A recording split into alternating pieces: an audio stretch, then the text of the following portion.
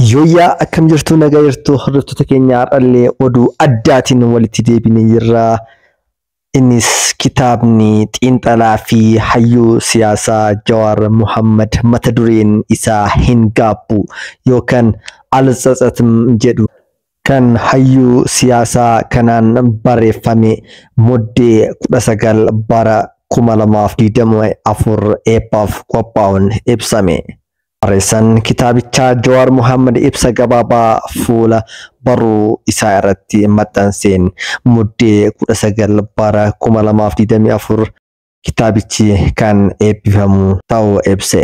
Iddoon kitaabni hayyuu kana itti eebbifamus Keeniyaa Naayiroobii ta'uun ibsamee jira. Mata dureen kitaaba kana maal akka jechisee beektu? Bara dheengaddaa Artist Caalaa Daggafaa waggaa tokko dura sirba mata dureen isaa hin gaabbu jedhu sirbee ture. Wanti nama ajaa'ibu sirba san keessatti karaa jawween hordofuuf faana hin arganii jedhee ture. Caalaa Daggafaa maal jechuu barbaadetti moo sirba kanaa fi kitaabni kun walitti dhufeenya qaban? Kana erguma kitaaba dubbisnee booda kan agarru ta'a. Waa'ee kitaaba kanaa, qabiyyee kitaaba kanaa fi diiteeliin kitaaba kanaa wanti ibsame hin jiru. Garuu immoo namoonni hedduun hanga kitaaba kana dubbisanii fi ijaan arganiif akka malee muddamanii jiranii akkuma miidiyaa garaagaraa irratti argaa jirtan. Miidiyaan hundi kitaaba hin gaabbuun guutee jira.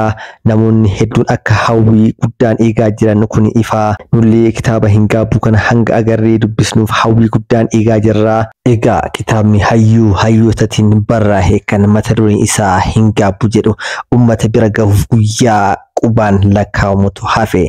Egaa abbaa saba guddaatii fi qajeelcha dhalootaa irraa hafuun fafa seenati. Xiinxalaan siyaasaa fi abukaatoon sabaa sagalee hin qabne kun waggoota kurnan darbe jechoota isaa taankii caaluu fi gocha isaa oduu diinan raateessuun jijjiiramni inni fide Oromoo fi Ormis ragaa bahu. Isa gaafa gamtee fi gaafa tartee fi saba irraa hin dheessine, isa roorroo saba baadhatu fi isa galtee saba baadhatu. Kitaaba barreessuun waa hedduu gaafata.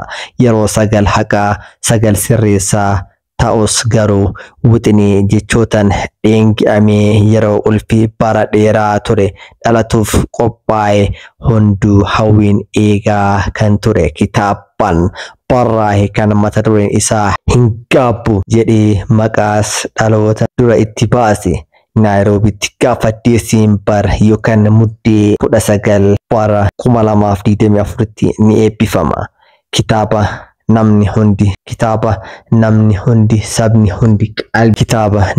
hundi sabni hundi qalbiin eegaa jiran bitnee dubbisuuf boruuf of qopheessuudha. Namoota bakka garaagaraatirraa eebba kanaaf deemuu fi argamuuf of qopheessaa jirtan iddoo yookaan immoo addaraasha eebbi kun itti gaggeeffamu erga beekamee booda kan isin beeksisnu ta'a. Viidiyoo fi oduu kana namoota hin dhagahin bira hunda sheer gochuudhaan nama hunda dhageessisaa. Galatooma.